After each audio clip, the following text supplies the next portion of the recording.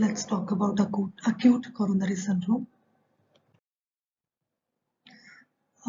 Acute coronary syndrome consists of three important entities: unstable angina, non-ST elevation MI, and ST elevation MI. So NSTEMI and STEMI. So non-ST elevation MI and ST elevation MI. In ST elevation MI, the myonecrosis or biomarkers are positive. So we diagnose STEMI.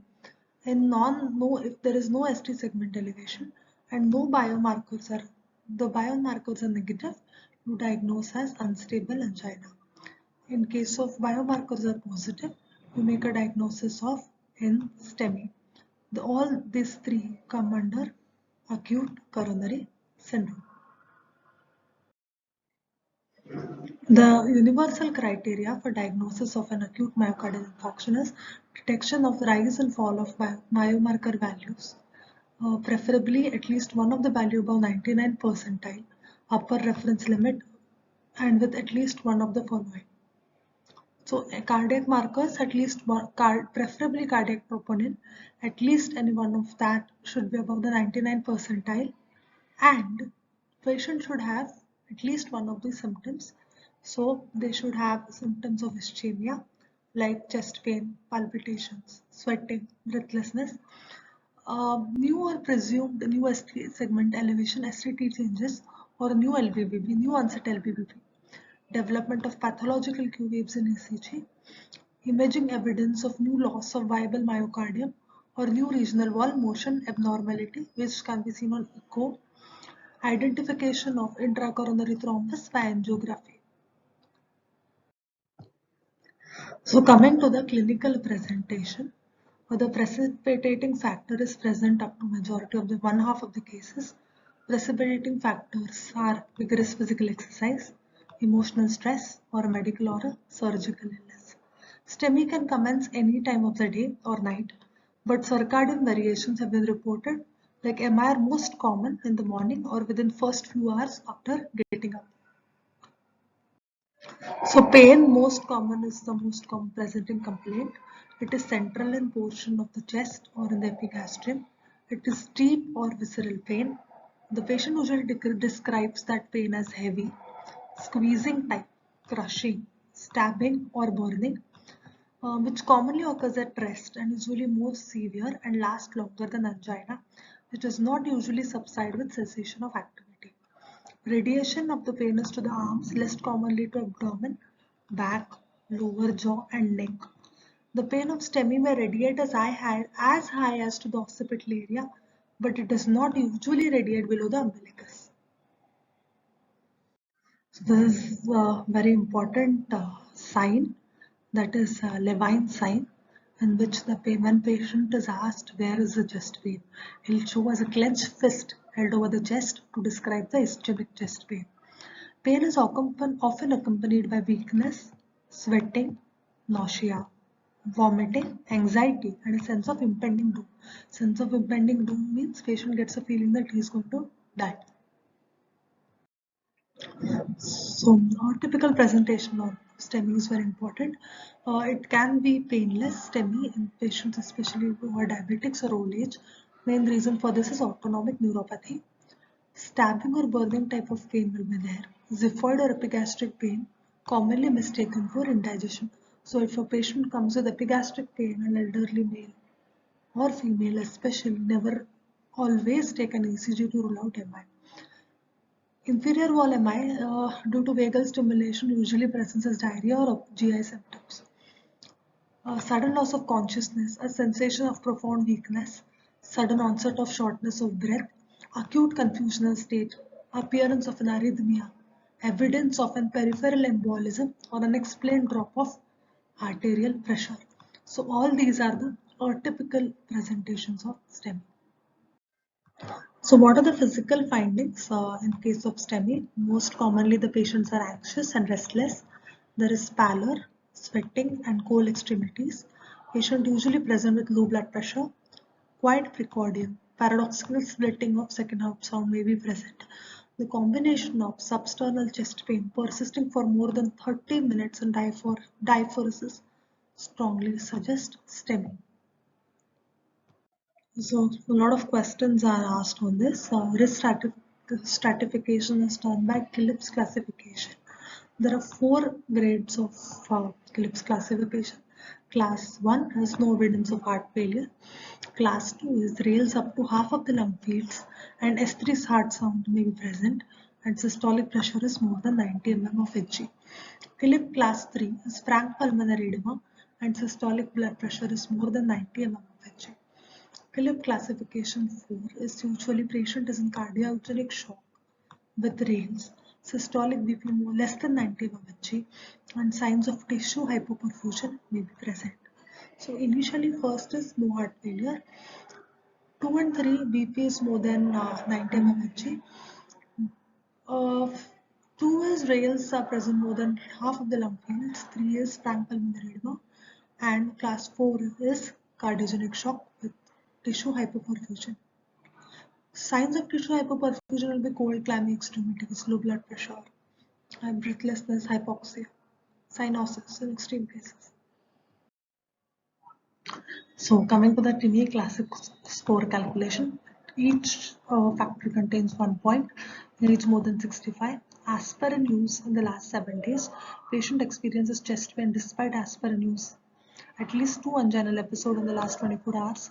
STT changes of at least 0.5 mm in contiguous leads, elevated serum biomarkers, known coronary artery stenosis more than 50%.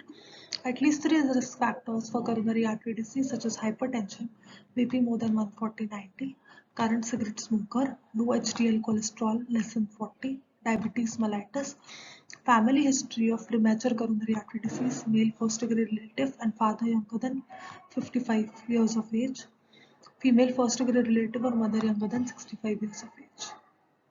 Onset of coronary artery disease in this younger than 55 and 65 years of age. Now, how to interpret this Timi classification? Score 0 to 1 is 4.7% risk, 2 is 8.3, 3 is 13.2, 5 is 26.2, and score 6 to 7 at least 40% risk of MI and poor prognosis. So ECG changes in non-reperfused MI, normal is PQRS and T. Peak T wave, which occurs within minutes of MI, progression of ST segment elevation, which occurs in minutes to hours, loss of R wave, Q wave formation, which occurs between hours to days, T wave inversion occurs within days of MI, T wave normalization, persisting Q wave, days, weeks, and months. So these changes in MI occurring after how much amount? 1 second, I'm sorry. Occurring how much amount of time is very important. This is asked in the exam. So localization of MI, again very important MCQs. ST elevation, reciprocal ST depression and coronary artery. So in anterior wall MI, it is anterior wall, it is V1 to V6. Reciprocal changes are not present. Mostly the artery is LAD. Septum, septal MI is V1 to V4. Disappearance of septum Q leads V5 to V6. LAD septal branches. Lateral wall MI is 1 AVL and V5 V6. Reciprocal changes in 2-3 AVF. Mostly it is left circumflex artery. Inferior wall MI is 2-3 AVF. Reciprocal changes is ulta, it is 1 and AVL. It is RC or right circumflex in 20% of the cases. Posterior wall MI is V7, V8, V9. High R in V1 to V3 and ST depression in V1 to V3 more than 2 mm. It is right circumflex artery. Right ventricular MI is ST elevation in V1 and V4R. Reciprocal changes in V1, 1 and AVL. The culprit artery is RCA. So this chart and previous slide and this slide is very important. So the cardiac biomarkers, first to rise is myoglobin. It is high sensitivity, useful in early detection of MI. detection of reinfarction, rapid rise within 2 hours and return to normal within 24 hours, very low specificity and with skeletal muscle injury or disease. Now coming to creatine kinase or CPK, it is rapid, cost efficient and accurate assays, ability to detect early reinfarction, especially the 4th day, starts to rise within 4 to 8 hours, peaks at 24 hours, becomes normal after 2 to 3 days. Lack of specificity with skeletal muscle disease or injury, it is a disadvantage. Low sensitivity during early MI, usually less than 6 hours or late greater than 48 hours after symptom onset or for minor myocardial damage. So it is usually it is used to detect reinfarction between on the 2nd or 3rd day, ideally. Coming to cardiac troponin, it is the most widely used. It is powerful for stratification, greater sensitivity and specificity than CKMB, rises at 6 hours and stays up to 2 weeks, useful for selection of therapy. And detection of reinfarction is after 8 days. Low sensitivity in the early phase, usually less than 6 hours. Limited ability to detect late minor reinfarction, 90% disappear by 7th day. So you can see this is a chart. So the first to rise is IMA, that is ischemia modified albumin. Then it is FABP, that is heart type fatty acid. Cardiac troponin rises at 2 to 4 hours, myoglobin rises at 1 to 4 hours, and CKMB rises at 3 to 4 hours. Troponins usually peak at 24 to 48 hours, CKMB peaks at 24 hours. Then my IMA peaks at 6 hours and myoglobin usually peaks at 6 to 12 hours. The period of decline again is very important. So 48 to 72 is for CKMB. Troponins is 7 to troponin I is 7 to 10 days. Troponin T is 10 to 14 days. FABP is 20 hours. IMA is 12 hours. Myoglobin is 24 hours. So that is important. This is a very important chart apart from the previous charts. So the chest X-ray may demonstrate pulmonary edema that is not evident of clinical examination. The heart size is often normal and may be cardiomegaly due to pre-existing myocardial damage. On echo, there is abnormal one motion on 2D echo are almost universally present but cannot be differentiate old scar or an acute severe ischemia. Echocardiography may also identify right ventricle infarction, aneurysm, regurgitation, pleural effusion and LV thrombus. So every patient who has MI should undergo an X-ray and 2D echo. 2D echo is very important. So radionuclide and nuclide imaging is often less used than echo and they are more cumbersome. That is myocardial perfusion imaging distributed in proportion to myocardial perf and concentrated by viable myocardium. Although perfusion scanning is extremely sensitive, cannot distinguish acute from chronic scars, it is not specific for the diagnosis of acute MI. Cardiac MRI, it can be detected accurately with high resolution cardiac MRI. Images are obtained after a 10-minute of contrast. Brittle gadolinium enters normal myocardium. There is a bright signal in areas of infarction. This is very important. This is very an MCQ point. In cardiac MRI post-MI, there is bright signal in areas of infarction, not the normal tissue. Dark areas of normal myocardium. So control of chest discomfort is to relieve distress, lower the adrenergic drive and thereby reduce vascular resistance, blood pressure, infarct size and susceptibility to ventricular arrhythmias. Sublingual nitroglycerin, usually 3 doses of 0.4 mg should be administered at about 5-minute intervals. Benefits are it diminishes the chest discomfort, decreases the myocardial oxygen demand and increases the myocardial oxygen supply. Beta blockers, IV beta blockers are useful to control pain. It decreases cardiac contractility, it decreases systemic vascular resistance, it decreases the risk of arrhythmia and reinfarction, it decreases the doses of analgesics. Oral beta blocker therapy should be initiated in the first 24 hours for patients who do not have any contraindications. You give 5 mg metoprolol IV every 2 to 5 minutes for a total of 3 doses. Orally 50 mg every 6 hours for 48 hours. followed by 100 mg every 12 hours. Morphine is very effective analgesic. Venous pooling may reduce cardiac output and arterial pressure. It reduces diaphoresis and nausea, vagotonic effect, and may cause brady and advanced degrees of heart block. Antidote is atropine. Doses 2 to 4 mg every 5 minutes. So reperfusion therapy, it includes PCI and fibrinolysis, accelerates the opening of infarct-related arteries.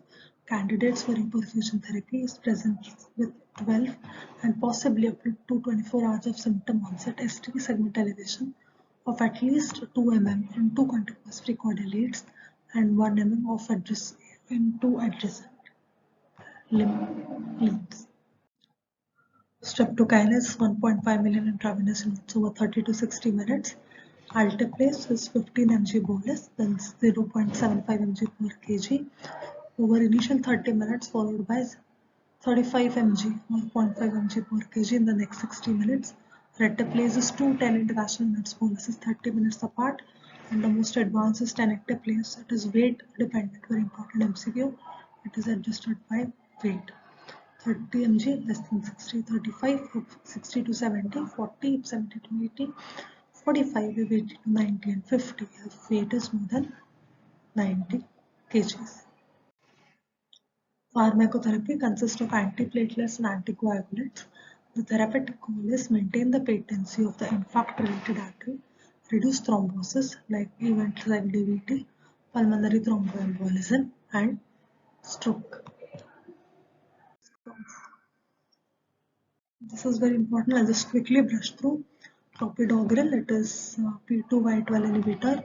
Loading dose is 300 to 600 mg stat followed by 75 mg daily. Benefits of clopidogrel is when given with aspirin to STEMI patients reduces the risk of reinfarction, stroke, and death. Patients receiving fibrinolytic therapy prevent reocclusion of a successfully reperfused infarction. So anticoagulants, unfractionated heparin is a standard anticoagulant agent. When unfractionated heparin is added to a regimen with aspirin, additional mortality benefit occurs. Immediate administration of IV unfractionated heparin in addition to a regimen of aspirin helps to maintain the patency of infarct-related artery. The recommended dose of unfractionated heparin is 60 units per kg followed by 12 units per kg per hour. The target MPTT should be 1.5 to 2 times the control value. Alternative is fondaparinux and evaluridine. These are newer anticoagulants.